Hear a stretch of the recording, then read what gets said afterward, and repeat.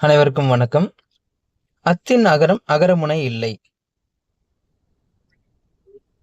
இந்த நூற்பா அத்து சாரியைக்கு விதி கூறுகிறது.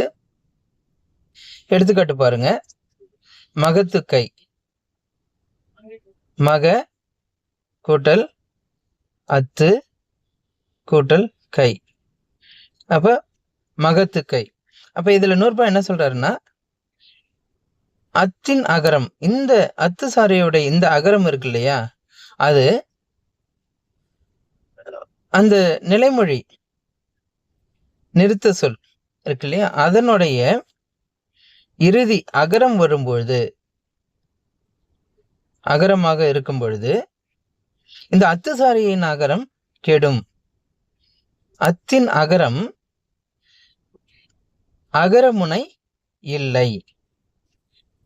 அதனால மகத்துக்கை என வருகிறது.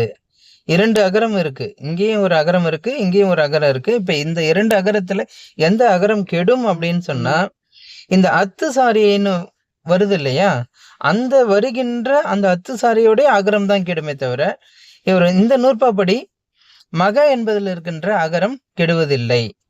அத்து சாரியினுடைய அகரம் கெடும். அத்தின் அகரம் அகரமுனை இல்லை என்பதாக இந்த நூற்பா அமைந்திருக்கிறது. நன்றி, வணக்கம்.